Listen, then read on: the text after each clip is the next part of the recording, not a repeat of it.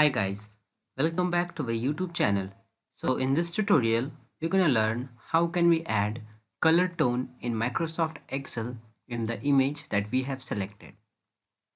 So to apply a color tone, just click on the image first and then click on this Format tab.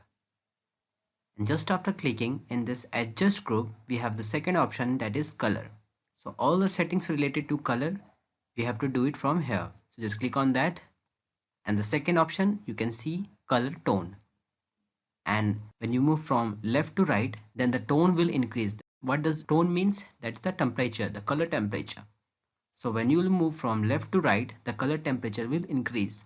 Like here you can see it's 4700 Kelvin, and if you move from here this side, then it's 8800 Kelvin. So if you keep the cursor over there, then the same preview will be shown to your image. Okay, so I'll select this one, and to apply it, just click on that and it will be applied. So this was adding color tone, guys. Hope you like this video.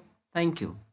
If you really like the content, then please like the video and click subscribe to see more videos like this. And don't forget to share this video with others. You can find the link to complete basics to advanced Excel tutorial in the description below, or you can visit mahagurus.com to see lots of other software courses. Thank you.